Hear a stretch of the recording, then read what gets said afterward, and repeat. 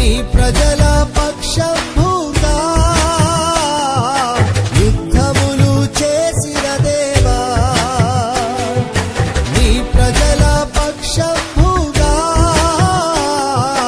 యుద్ధములు చేసిన దేవా, అగ్నిలో పడవేసిన భయమేమీ లేకుండేది, అగ్నిలో పడవేసిన భయమేమీ లేకుండేది. ఇక్కడ పరిశుద్ధ గ్రంథం యందలి మరి రక్షణ అన్న మాట గురించి చూస్తాం. 3వ వచనంలో కాదు కానీ 8వ వచనము, రక్షణ యెహోవాది, నీ ప్రజల మీదికి ఆశీర్వాదం వచ్చునుగాక అని వాక్యమైన దేవుడు మాట్లాడుతున్నాడు. రక్షణ యెహోవాది, నీ ప్రజల మీదికి ఆశీర్వాదం వచ్చునుగాక అని దేవుడు ఈ ఉదయకాల సమయంలో పరిశుద్ధాత్మ దేవుడు మీకు చెప్తున్నాడు. నా ప్రియమైన జనాంగమా, ఏమని చెప్తున్నాడంటే రక్షణ యెహోవాది.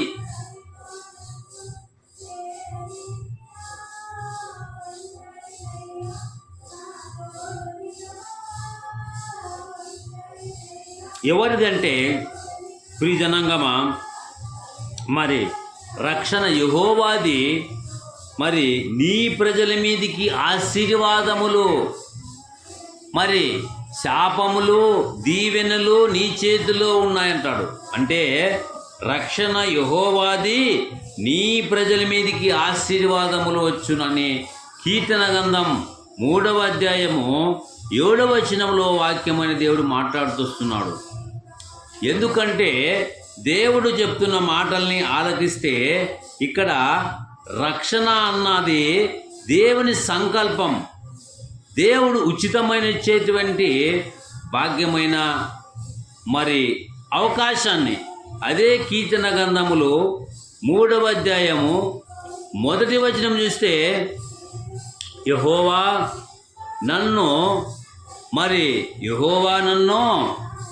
బాధించువారు ఎంతో విస్తరించున్నారు, నా మీదికి లేచువారు అనేకులు, దేవుని వలన అతనికి రక్షణ ఏమీ దొరకదని నన్ను గూర్చి చెప్పువారు అనేకులు అని. యెహోవా నీవే నాకు కేడముగాను, యెహోవా నాకు ఆస్వేదముగాను, నా తల ఎత్తువాడవుగాను ఉన్నావు. ఎలుగెత్తి నేను యెహోవాకు మొరపెట్టినప్పుడు ఆయన తన పరిశుద్ధ పర్వతం నాకు ఉత్తరం ఇచ్చును. యెహోవా నాకు ఆధారము, కావున నేను పండుకొని నిద్రపోయి మేలుకొందును. 10,000 మంది దండెత్తి నా మీదకి వచ్చి మోహరించి నన్ను భయపడను అంటాడు. 10,000 మంది పైబడినా పదిలముగా నేనుండెదను. ప్రభు సన్నిధానములో 10,000 మంది వచ్చినా మరి దేవుడు సాయం చేస్తుంటాడు. అందుగురించే కీర్తనకారుడైన దావీదు అనేటువంటి భక్తుని ద్వారా రచింపబడినటువంటి దైవధ్యాన కీర్తన, ఇదేమంట దైవధ్యాన కీర్తన. మరి అబ్షలోము తన కుమారుని ఎదుట నుండి పారిపోయి నప్పుడు దావీదు రచించిన కీర్తనంట. అందుగురించే రక్షణ యెహోవాది. ఎవరిదంట? రక్షణ యెహోవాది అంటాడు. అదే మరి యెషయా గ్రంథంలోకి వెళ్తే ఒక మంచి మాట రాయించాడు కదా. ఏమని రాయించాడో ఒకసారి యెషయా గ్రంథము మరి 46వ వచనం చూస్తాం. 43వ అధ్యాయము మరి బైబిల్ గ్రంథంలో చూస్తే, మీరు తెలుసుకొని నన్ను నమ్మి నేనే ఆయనని గ్రహించినట్లు మీరును నేను ఏర్పరచుకుని నా సేవకులు నాకు సాక్షులు. నాకు ముందుగా ఏ దేవుడు నిర్మింపబడలేదు, నా తర్వాత ఏ దేవుడు నుండడు. నేనే యెహోవాను, నేను తప్ప వేరొక రక్షకుడు లేడు.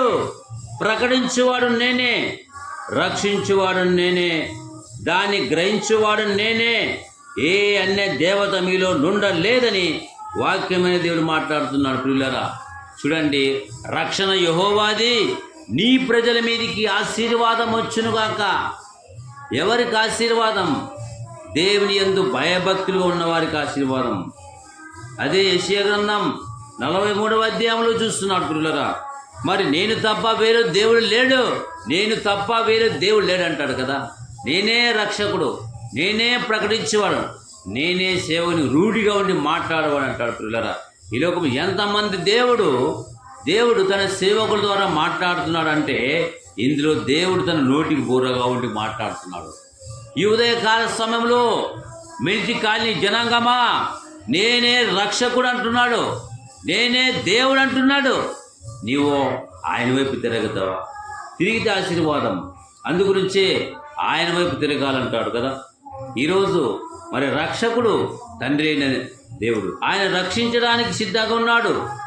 అదే యాకోబు రాసిన పత్రిక యెషయా గ్రంథం 43వ అధ్యాయం చూస్తే, అయితే యాకోబు నిన్ను సృష్టించిన వాడును, ఏమంట? అయితే యాకోబు నిన్ను సృజించిన వాడును యెహోవా, ఇశ్రాయేలు నిన్ను నిర్మించిన వాడు ఇలాగు నిర్మించున్నాడు. ఏమని? నేను నిన్ను విమోచించున్నాను. దేవునికి స్తోత్రం. ఏమంట?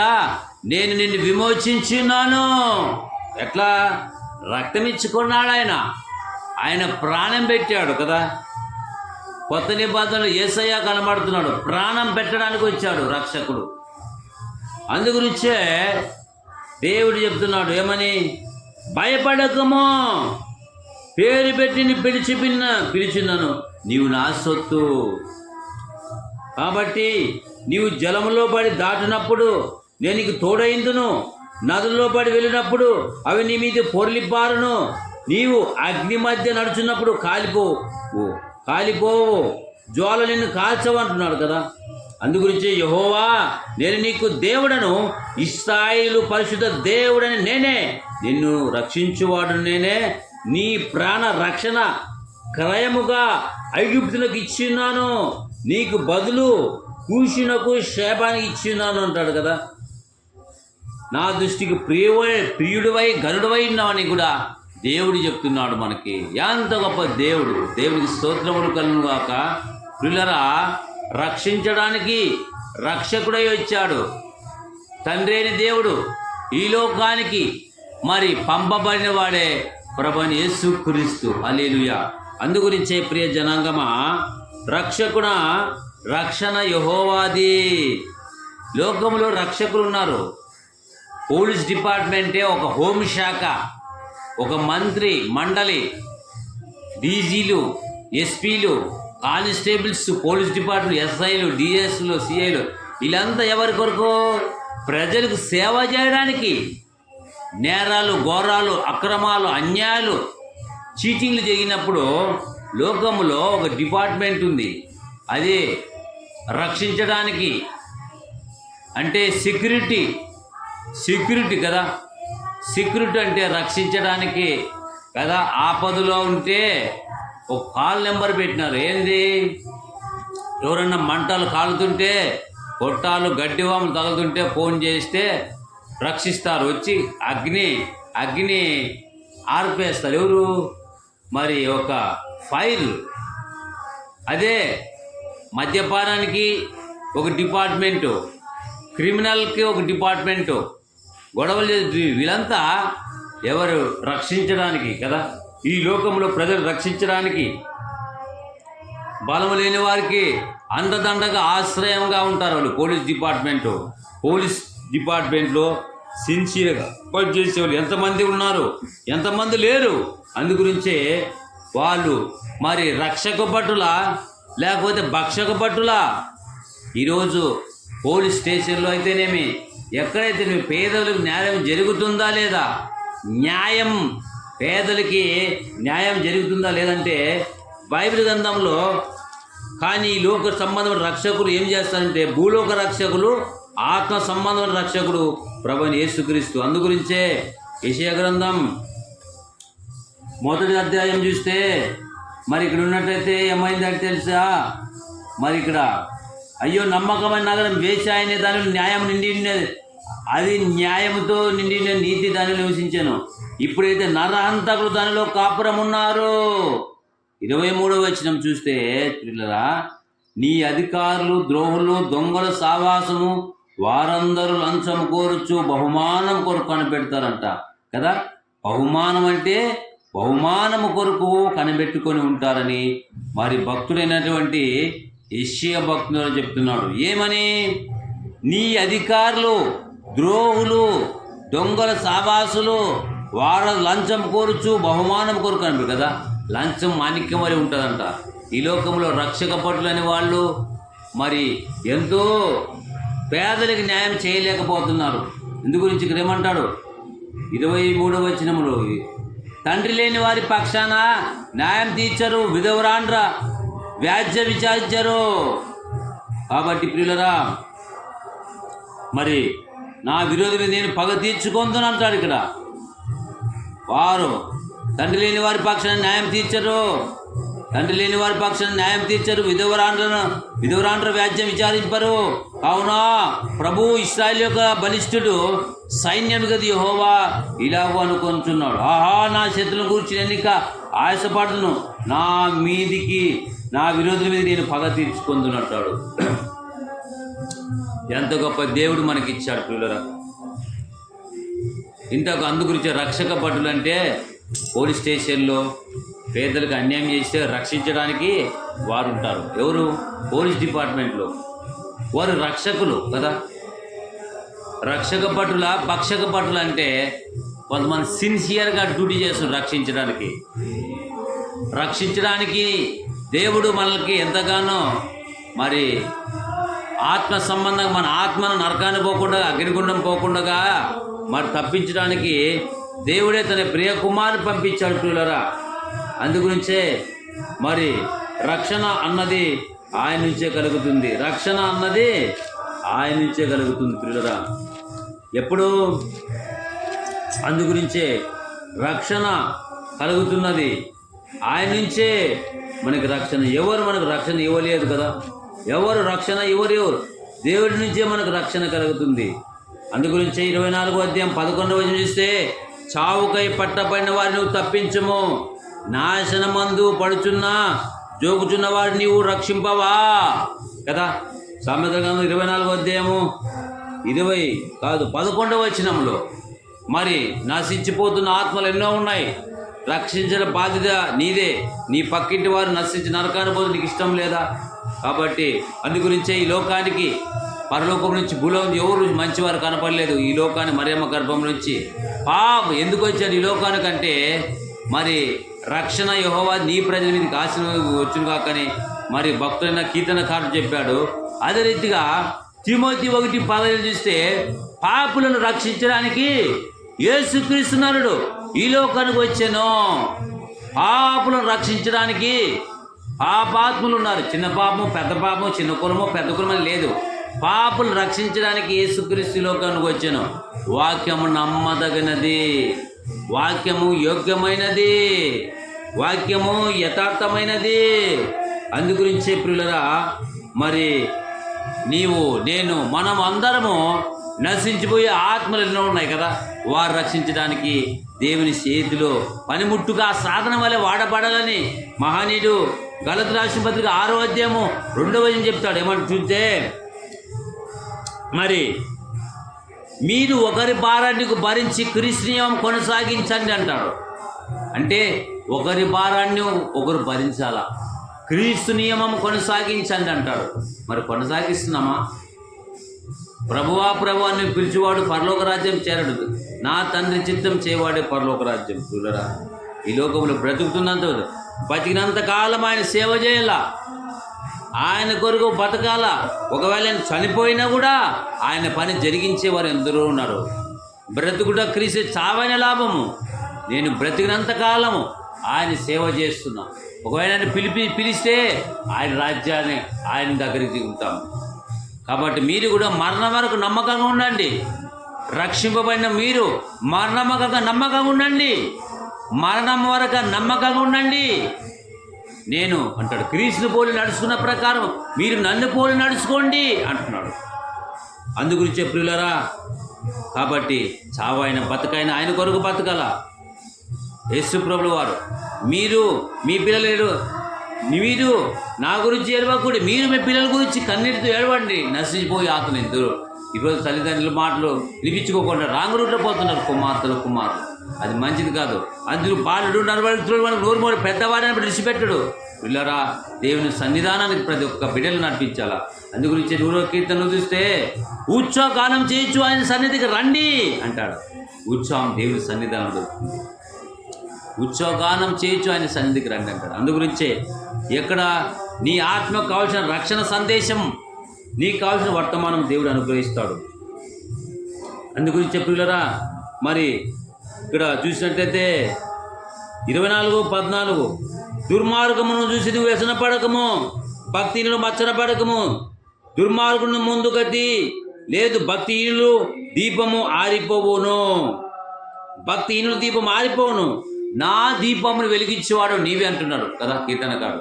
నీ వాక్యమైన బ్రతికించాను. పిల్లరా, ఈ ఉదయకాల సమయంలో మరి రక్షణ అన్నది పోలీస్ డిపార్ట్మెంట్లో మనుషులకి రక్షక భటులు ప్రజలు రక్షించడానికే పెట్టాడు. కానీ కొంతమంది, అందరూ కాదు, కొంతమంది భక్షక భటులుగా ఉన్నారు కదా. లంచం లేదే కంచనం ఎక్కరు, కాంచనం లేదే కంచనం వాగి, లంచం తీసుకుని కంచాలు వాగిస్తున్నారు కొంతమంది. ఎస్ఐ నల్లప్ప, మధుసూదన్, ఇంకా ఎంతోమంది ఎస్ఐలు చూస్తే మరి బనవాసవారంలో ఎంతోమంది అక్రమంగా పాల్పడుతున్నటువంటి దళారులు ఎవరు అరకట్టలేకపోతారు. ఇప్పుడు 10-15 అయింది బనవాసవారం, వీణుడు మండలం బనవాసవారంలో ఎర్రమట్టి దందా, ఇసుక దందా, ఎవరు గవర్నమెంట్ డిపార్ట్మెంట్ డీడీ కానీ అంతమంది ఉన్నారు కదా. బనవాసవారం చెట్లు నరకపోయినా ఎర్రమట్టి పోయినా ఎవరు పట్టించుకోలేదు. బనవాసవారం దిక్కులేనటువంటి బనవాసవారం వేలకు లక్షలు గవర్నమెంట్ జీతాలు వస్తున్నాయి, ఎవరు పట్టించుకోవడం లేదు.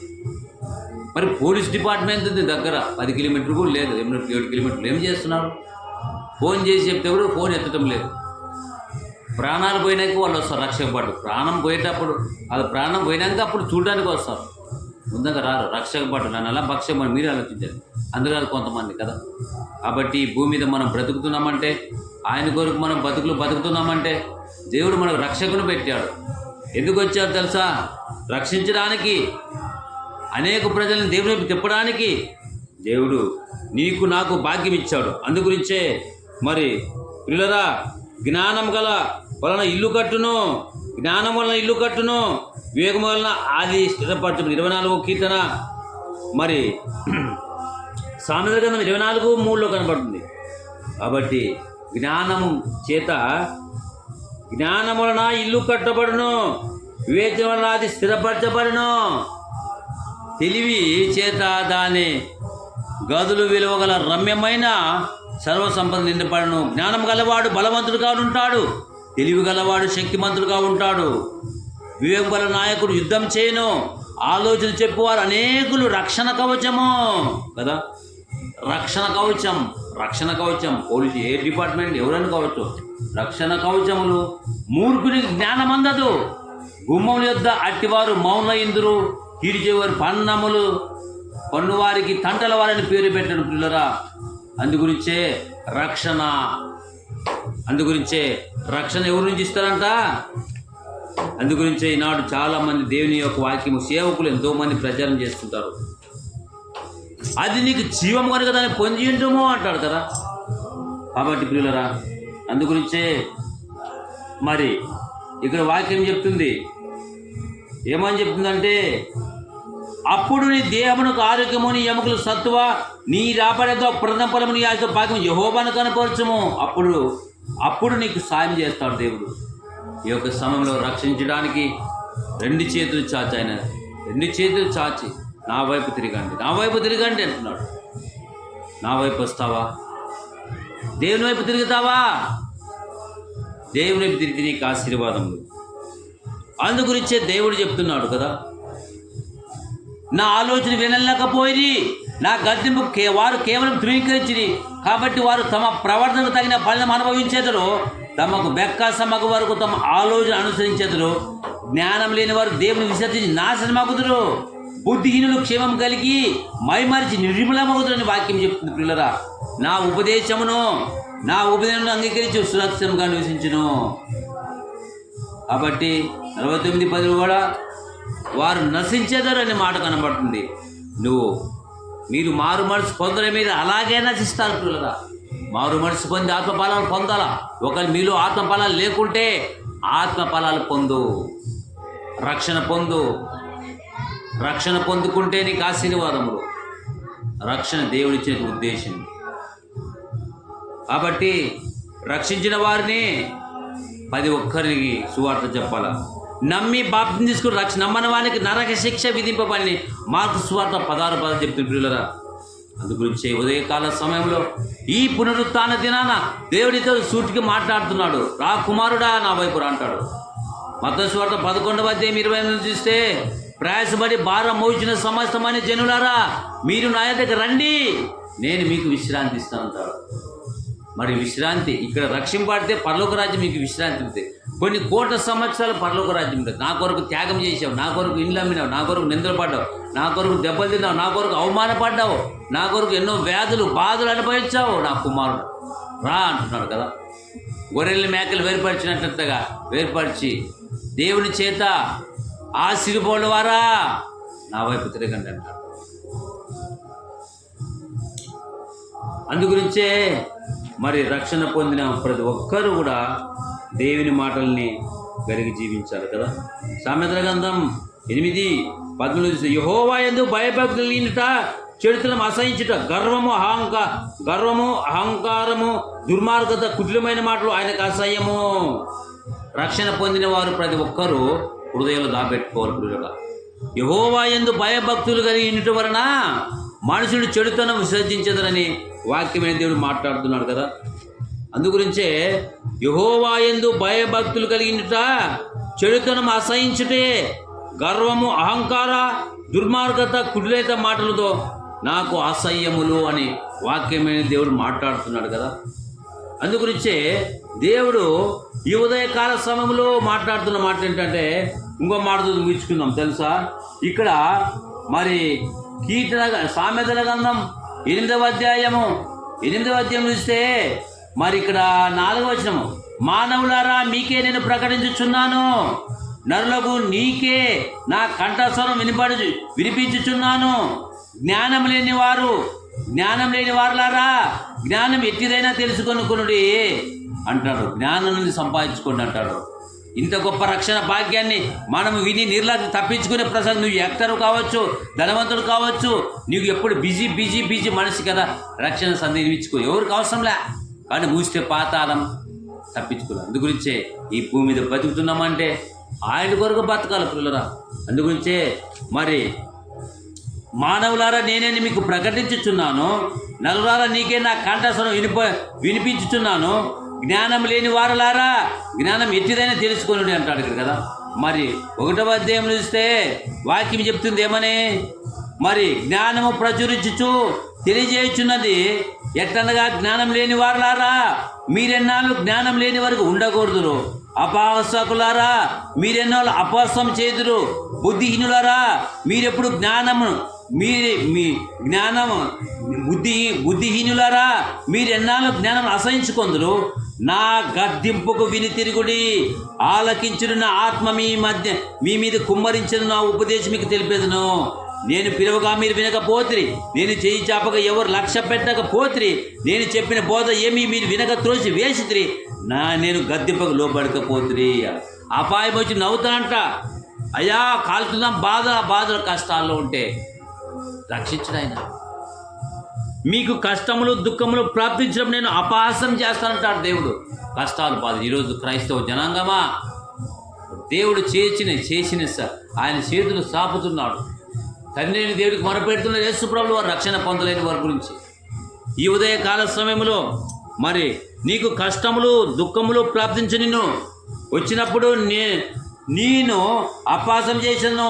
మీకు భయం వచ్చినప్పుడు నేను అపహాసం చేశాను, కాబట్టి మీకు అపాయం వచ్చినప్పుడు నేను నవ్వుతానంటాడు కదా.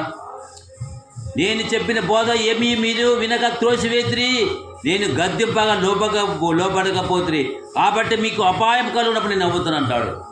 అందుగురించి ఇంత గొప్ప రక్షణ భాగ్యం ఇచ్చాడు. ప్రయాసపడి భారం మోచిన ప్రియమైన మిలిటరీ కాని ప్రజలారా మీరు నా దగ్గర రండి, నేను మీకు విశ్రాంతి ఇస్తానంటాడు కదా. ఈ ఉదయకాల సమయంలో ఆలకించండి. ఎక్కడ 2-3 కూడుకుంటారో వారి మధ్యనే ఉంటారని చెప్పిన దేవుడు కదా. ఆయన పిలుస్తున్నాడు, ఏమని? నా దగ్గర రాగలవా? నా వైపు తిరగలవా? నా వైపు వస్తే నీకు విశ్రాంతి. ఈ ఈ 60 లేక 70 కదా, ఈ 60 లేక 70 బతుకుల్లో దేవుని మహిమార్థంగా ఉండాలా అంతేట. ఎట్లంట? 60 లేక ఈ 70. ఎంత తింటాం చెప్పండి? ఎంత తింటున్నాం? నీళ్ళు ఎంత తింటున్నాం? బచ్చాలు, చికెను, మటను ఎంత తింటున్నాం?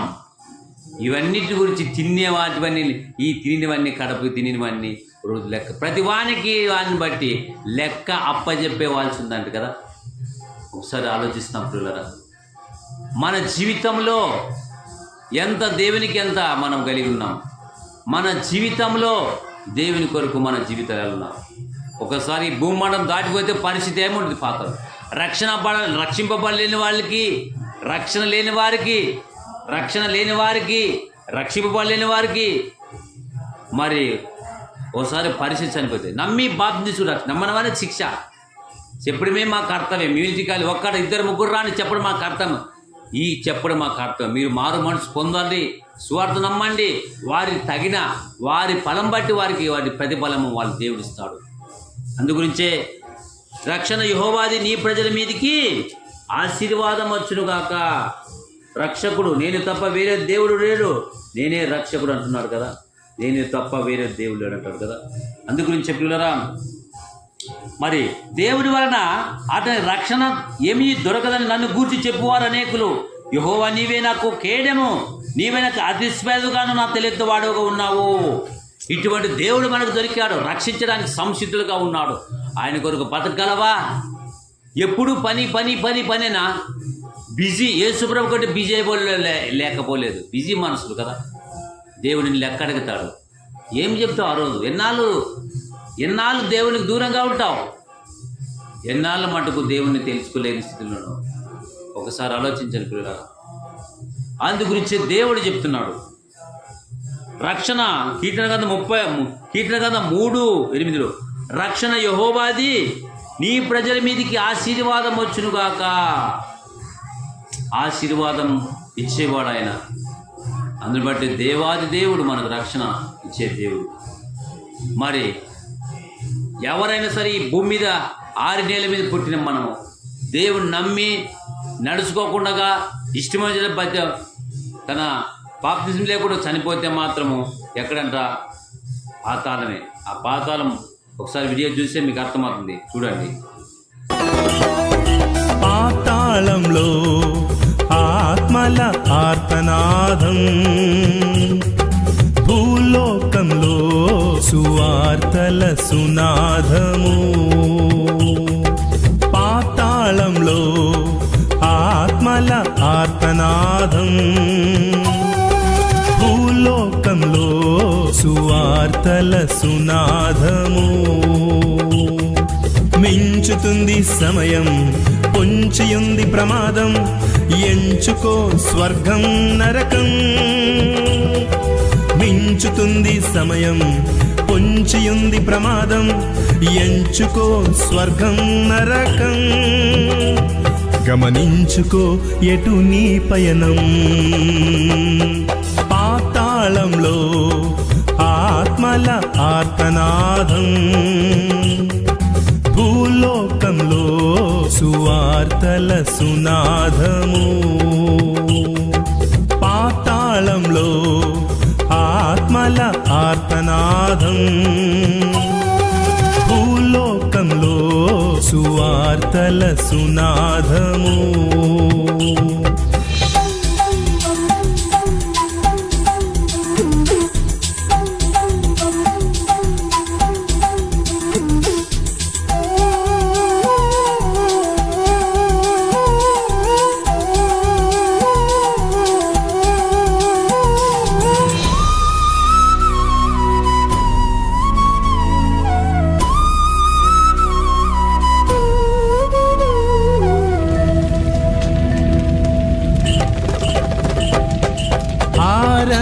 అగ్ని తీరని బాధ పాతాళమందున్నది.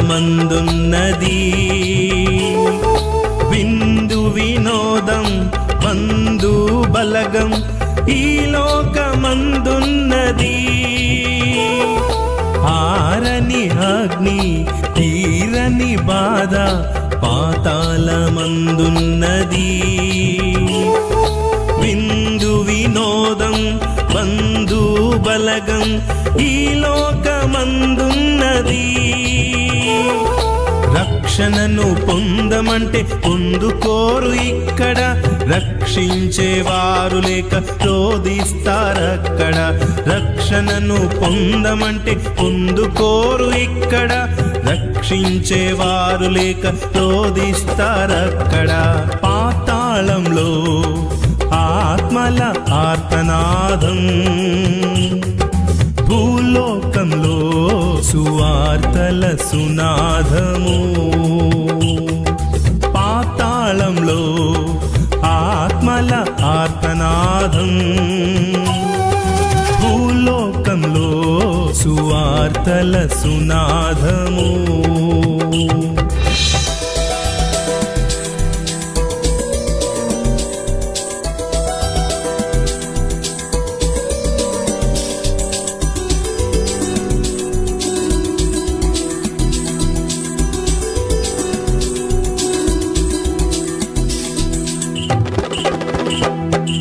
ఇది రంగుల లోకం అంగులు చూపి రమ్మని పిలుస్తున్నది.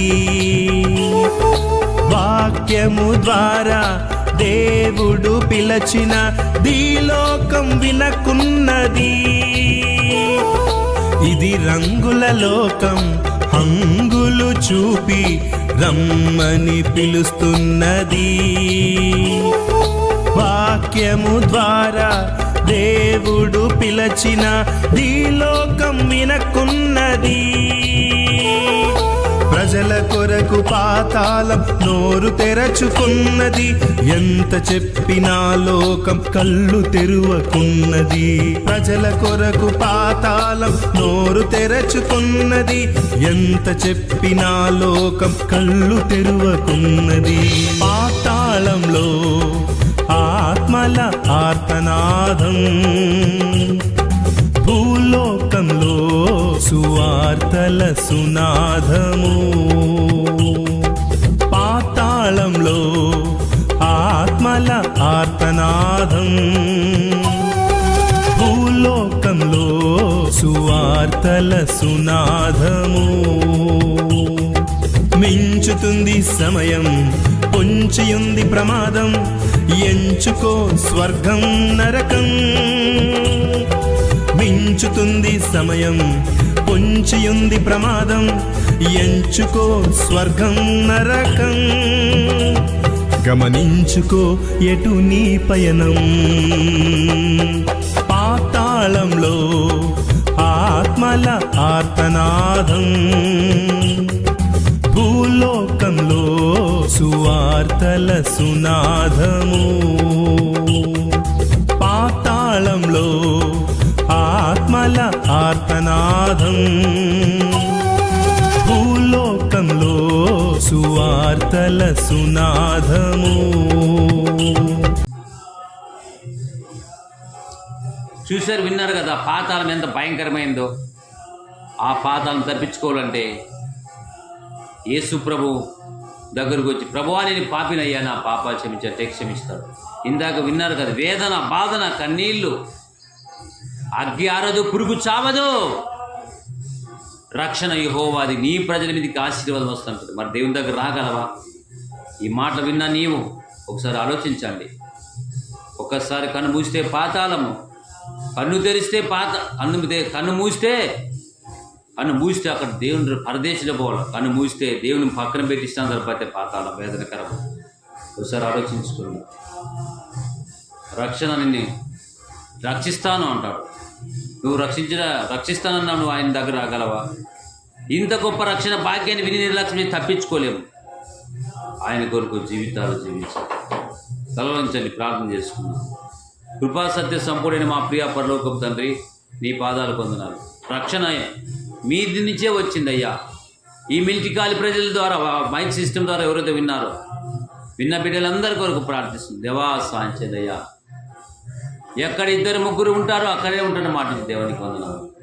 ఈ కూడికి ఆదరించినంతవరకు జరిపించినందుకు వందనాలు. ప్రతి ఒక్కరూ వణికిపోవాలా, దేవుని దగ్గర రక్షింపబడాలా, రక్షణ పొందుకునే కృప చూపమని వేడుకుంటూ ప్రభువా మా ప్రార్థనలకు ఇచ్చిమని విత్తబడిన వాక్యం అందరి హృదయాలు ఫలించినట్టు కృప చూపమని యేసునామమును బట్టి అడుగుతున్నాము తండ్రి, ఆమేన్. నీ ప్రజల పక్షభూతా యుద్ధములు చేసిన దేవా, నీ ప్రజల పక్షభూతా యుద్ధములు చేసిన దేవా, అగ్నిలో పడవేసిన భయమేమీ లేకుండేది, అగ్నిలో పడవేసిన భయమేమీ లేకుండేది.